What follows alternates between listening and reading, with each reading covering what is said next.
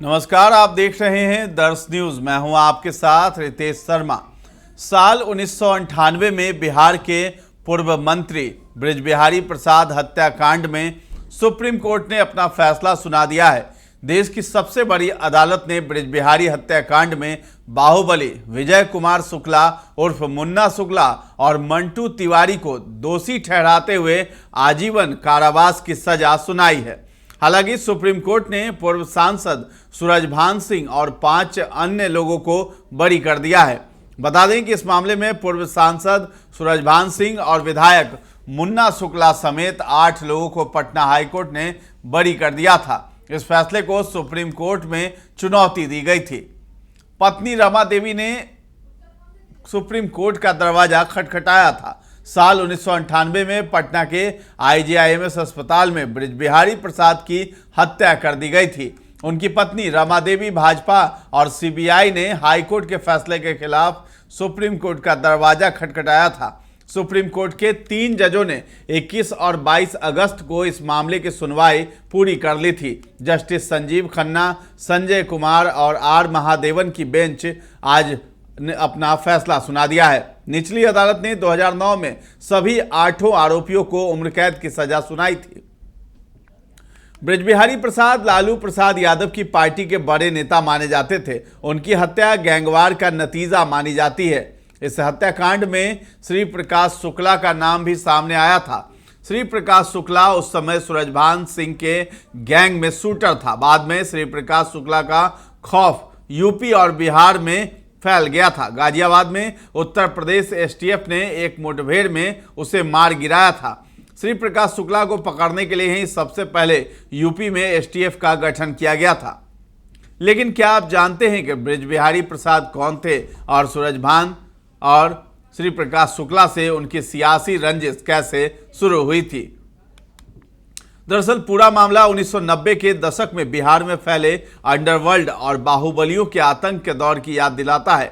उस समय बिहार में देवेंद्र दुबे उर्फ DD, मुन्ना शुक्ला, बृजबिहारी प्रसाद, राजन तिवारी और सूरजभान सिंह जैसे कई बाहुबली सक्रिय थे। इनके बीच वर्चस्व की लड़ाई में कई खूनी संघर्ष हुए हैं। बृजबिहारी प्रसाद की बात कर लें तो उन्हें लालू यादव का आंख कान माना जाता था। सरकार में बृजबिहारी प्रसाद काफी पावरफुल थे। उनकी हत्या के बाद पत्नी रमा देवी और भाई श्याम बिहारी प्रसाद राजनीति में आए। कुछ साल तक सांसद और विधायक भी रहे, लेकिन अब दोनों राजनीति में अलग थलग पड़ गए हैं।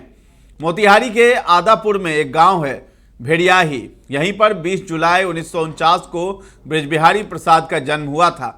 गांव में शुरुआती पढ़ाई लिखाई करने के बाद बृजबिहारी आगे पढ़ने के लिए मुजफ्फरपुर के MIT आ गए। कहा जाता है कि यहीं पर उसे छात्र राजनीति की तलब लग गई। इससे ज़्यादा बृजबिहारी प्रसाद की 1990 के पहले की कोई लिखित कहानी है। हालांकि ये जरूर कहा जाता है कि राजनीति में आने से पहले बृजबिहारी ठेका पट्टा का काम करते थे। 1990 में लालू यादव की पहल पर उन्हें पूर्वी चंपारण की आदापुर सीट से जनता दल ने टिकट दिया। बृजबिहारी ने इस चुनाव में माले के मुक्ति नारायण राय को करीब 25,000 वोटों से हराया। चुनाव बाद जनता दल की सियासी तिकड़म की वजह से लालू यादव मुख्यमंत्री बनने में कामयाब रहे।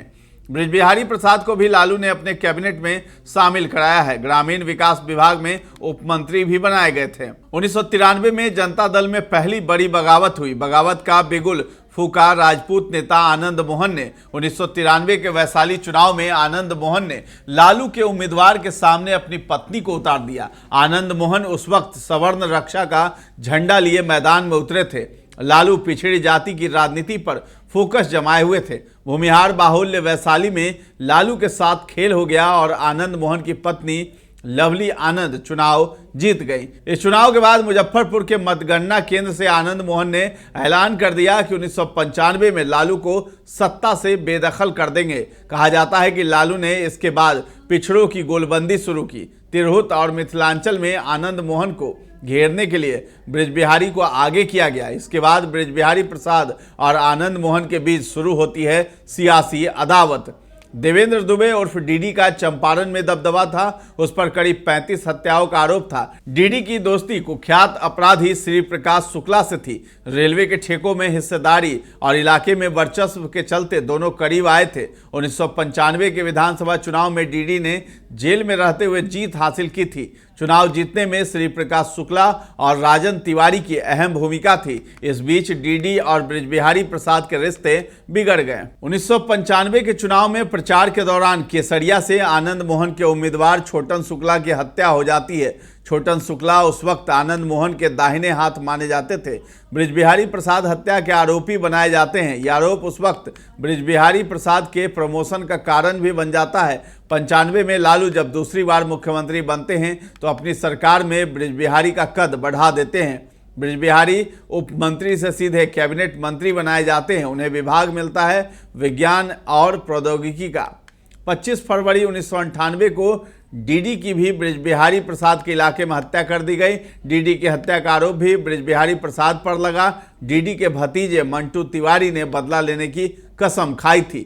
13 जून 1998 को आईजीआईएमएस में हत्या हो गई। 3 महीने बाद ही 13 जून 1998 को पटना के आईजीआईएमएस अस्पताल में बृजबिहारी प्रसाद की गोली मारकर हत्या कर दी गई थी। हत्या के समय बृजबिहारी प्रसाद बिहार सरकार में ऊर्जा मंत्री थे। चश्मदीदों के अनुसार मंटू तिवारी, भूपेंद्र दुबे, माफिया राजन तिवारी और श्री प्रकाश शुक्ला समेत कई लोग बृजबिहारी प्रसाद पर गोलियां चलाते हुए हत्या कर दी थी और मौके से सूमो गाड़ी से फरार हो गए थे। हत्या का आरोप छोटन शुक्ला के भाई मुन्ना शुक्ला पर लगा। उस वक्त के दबंग नेता सूरजभान सिंह और माफिया राजन तिवारी पर भी लगता है। कहा जाता है कि तीनों की तिकड़ी ने यूपी के मोस्ट वांटेड अपराधी श्री प्रकाश शुक्ला के जरिए बृजबिहारी की हत्या करवाई। कहा जाता है कि तीनों की तिकड़ी ने यूपी के मोस्ट वांटेड अपराधी श्री प्रकाश शुक्ला के जरिए बृजबिहारी की हत्या करवाई।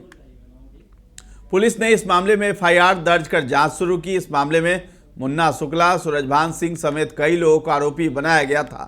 निचली अदालत ने मुन्ना शुक्ला और एक अन्य आरोपी को उम्र कैद की सजा सुनाई थी। सुप्रीम कोर्ट ने अपने फैसले में निचली अदालत के फैसले को बरकरार रखा है, जबकि अन्य आरोपियों को बरी कर दिया है।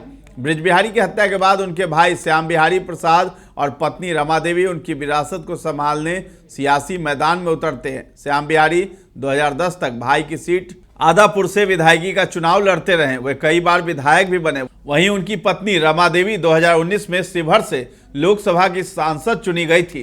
2024 के चुनाव में राजनीतिक समीकरण की वजह से बीजेपी ने उनका टिकट काट दिया। वर्तमान में रमा देवी राजनीति में अलग थलग चल रही हैं। उनके पास कोई सियासी पद अभी नहीं है। तो फिलहाल इस खबर में इतना ही है। दर्श न्यूज के साथ बने रहें और अभी तक हमारे चैनल को आपने सब्सक्राइब नहीं किया है तो जरूर कर लें। धन्यवाद।